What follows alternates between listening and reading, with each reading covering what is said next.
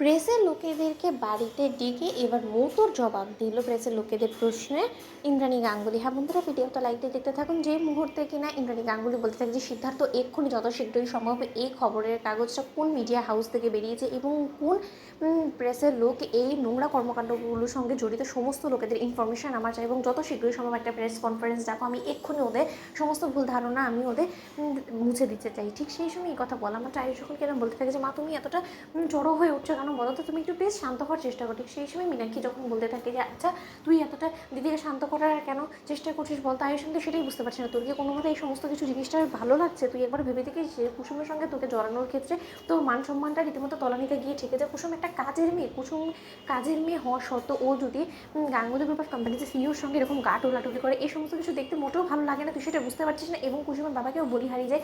মেয়েকে কি কোনো মতে সাবধান রাখতে পারে না? নয়তো বা শঙ্করটা তুমি একবার ভেবে দেখো যে তোমার অবিবাহিত মেয়ে এর ছবি খবরের কাগজে আয়ুষের সঙ্গে চেপে গেছে, তার পরবর্তীতে এই খবরের কাগজটা নিশ্চয়ই আমাদের বাড়ির অব্দি খালি পৌঁছয়নি, এটা তো গোটা শহরে সমস্ত লোকেদের ঘরে ঘরে পৌঁছেছে। তাহলে এর পরবর্তীতে তোমার মেয়ের জন্য কি আদৌ কোনো ভালো ঘর থেকে কোনো রকম কোনো সম্বন্ধ আসবে না? তোমার ভালো ঘরে কোথাও তুমি মেয়েকে বিয়ে দিতে পারবে বলো তো? তোমার মেয়ের ভবিষ্যতের কথা ভেবে হলো আমি তোমার কাছে হাত জোড় অনুরোধ করছি যত শীঘ্রই সম্ভব কুসুমের লাগান টানার চেষ্টা করো এবং তার পরবর্তীতে কুসুমকে নয়তো বা মালদা পাঠিয়ে দাও। কারণ কুসুমের দিদি আমার কোনো মতে মনে হয় না যে এই বাড়িতে থাকাটা আদৌ কুসুমের জন্য কোনোভাবেই সেফ। অন্যদিকে কথা বলা মাত্র আয়ুষ যখন কিনা বলতে থাকে যে কাকিমণি আমার তো এখন বেশ সন্দেহ হচ্ছে যে এই সমস্ত নোংরা কর্মকাণ্ড পেছনে কোনোভাবে তুমি দায়ী না তো? নয়তো বা তুমি একটা জিনিস ভেবে দেখো তো খুব ভালো করে যে এই ছবিটা যেখান থেকে তোলা হয়েছে সেই সময় নিশ্চয়ই আমাদের পরিবারের লোকেদের ছাড়া অন্য কেউ উপস্থিত ছিল না এবং প্রেসের লোকেদেরকে তো আমরা ইদানিংয়ের মধ্যে কোনো দিনও ডাকিনি। তাহলে প্রেসের লোকেরা এই ভিডিও ফুটেজটা কোথা থেকে পেলো বলো তো? তাহলে অবশ্যই আমাদের বাড়ির মধ্যে এমন কেউ আছে যে কিনা আমাদেরই খেয়ে আমাদেরই পরে আমাদের পিঠ পিছনে ছড়া করছে এবং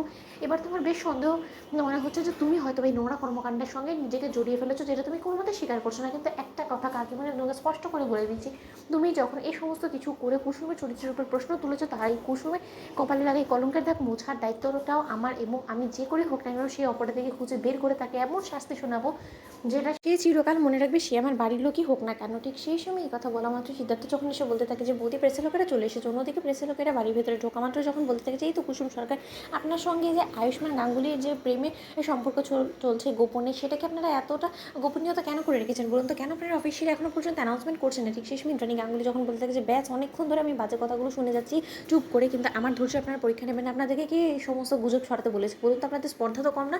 আমার পারিবারিক বিষয় আপনারা নাক গলানোর কে বলুন তো? আপনাদেরকে একটা কথা স্পষ্ট করে বলে দিচ্ছি, আমার আয়ুষ্মানের স্ত্রী হবে সেই ব্যক্তি যাকে কিনা আমি নিজে পছন্দ করে আনবো এবং তাকে আমি অফিসিয়ালি আপনাদের সমস্ত লোকেদের সামনে ইন্ট্রোডিউস করাবো এবং যতদিন না আমি সেটা করতে পারছি ওর সঠিক জীবনসঙ্গী খুঁজে নিই ততদিন আপনারা এইসব গুজব ছড়াবেন না। তো বন্ধুরা লাইক এবং শেয়ার করে সাবস্ক্রাইব করতে ভুলো না।